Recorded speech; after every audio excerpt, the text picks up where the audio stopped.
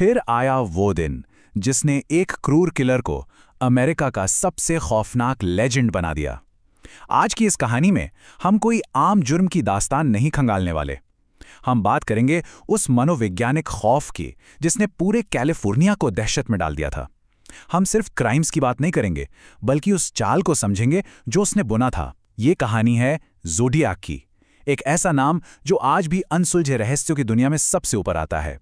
सितंबर 1969, lake बैरिएसा का किनारा। एक कपल झील के किनारे आराम कर रहा था। चारों तरफ बिल्कुल सन्नाटा था। हवा धीरे धीरे पेड़ों को हिला रही थी। एकदम पीसफुल माहौल था, राइट? तभी पेड़ों के बीच से एक आदमी बाहर आया और उस एक पल ने उस शांति को हमेशा के लिए चकनाचूर कर दिया।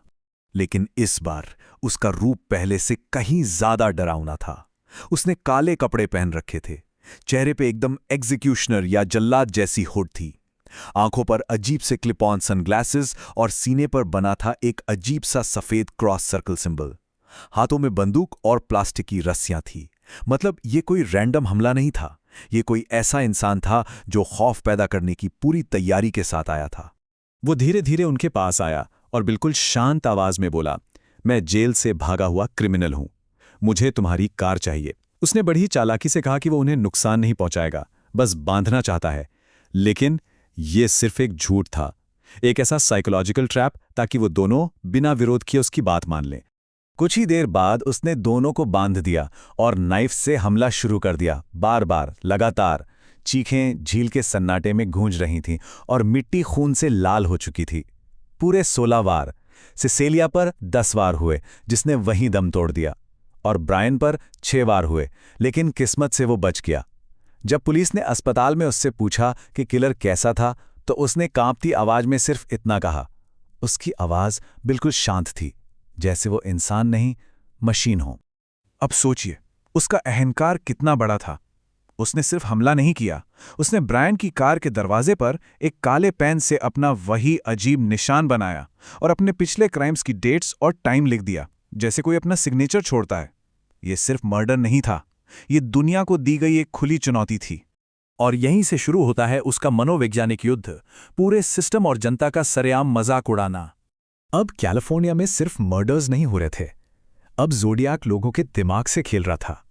वो न्यूज़पेपर्स को लगातार लेटर्स भेजता, पुलिस का मजाक उड़ाता और मर्डर्स की जिम्मेदारी लेता। उसने अखबारों को कॉम्प्लेक्स साइफर्स भेजे, जैसे कि ये मशहूर Z340 कोड। वो डिमांड करता कि इन्हें फ्रंट पेज पर छापा जाए।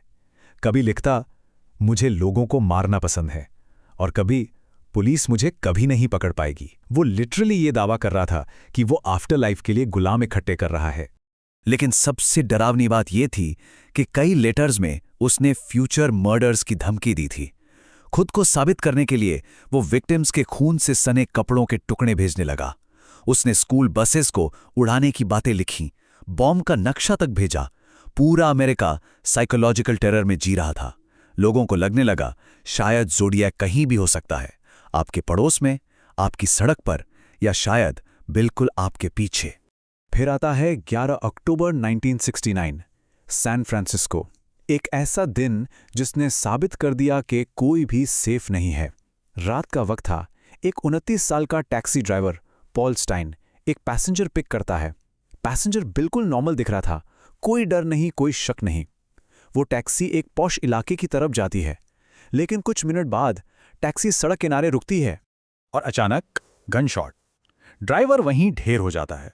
ज़ोडियाक बेखौफी से उसे गोली मारता है और आराम से टैक्सी को अंदर से साफ करता है। कुछ ही दिनों बाद अखबार को एक खत मिलता है। ज़ोडियाक बोल रहा हूं, मैं उस टैक्सी ड्राइवर का कातिल हूं। और उसके साथ लिफाफे में क्या था? उसी ड्राइवर की खून से सनी शर्ट का टुकड़ा।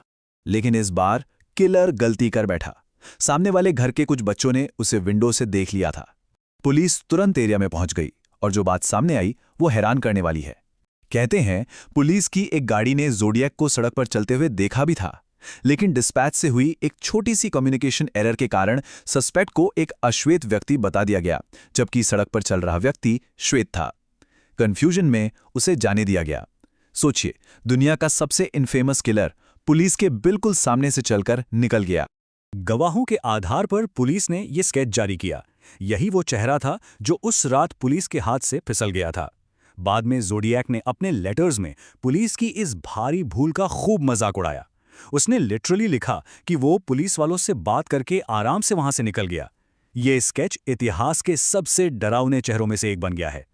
और इसके बाद शुरू होता है एक ऐसा दौर जो आज तक एक अनसुलझी पहेली बना हुआ है। खौफ का वो साया जो कभी नहीं छटा। पुलिस ने हजारों सस्पेक्ट्स की जांच की, लेकिन एक नाम सबसे ज्यादा सामने आया, आर्थर ली एलन।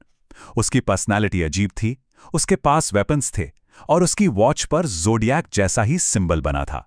सब कुछ उसी की तरफ इशारा कर रहा था, लेकिन कोई सॉलिड प्रूफ नहीं मिला।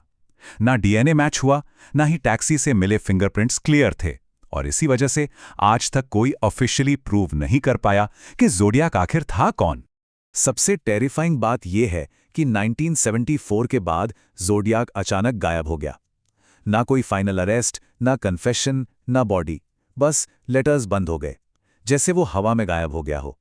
लेकिन उसके भेजे हुए साइफर्स, उसकी क्रीपी राइटिंग्स और विक्टिम्स की चीखें आज भी लोगों को डराती हैं। कुछ एक्सपर्ट्स मानते हैं कि वो मर चुका है, कुछ कहते हैं वो कभी पकड़ा ही नहीं गया, और कुछ लोग तो ये भी मानते हैं कि शायद ज़ोडिएक एक इंसान नहीं बल्कि कई लोगों का ग्रुप था। लेकिन सच क्या है? ये रहस्य आज भी दुनिया की सबसे बड़ी अनसॉल्व्ड मिस्ट्रीज में गिना जाता है, और शायद यही बात उसे इतना डरावना बनाती है, क्योंकि मॉन्स्टर से ज्यादा खतरनाक वो लोग होते हैं जो इंसानों के बीच रहकर इंसान होने का नाटक करते हैं। अगर आपको ऐसी डार्क क्राइम स्टोरीज पसंद हैं तो चैनल को सब्सक्राइब जरूर करें और बेल आइकॉन दबाना मत भूलिए, क्योंकि अगली कहानी शायद इससे भी ज्यादा खौफनाक हो।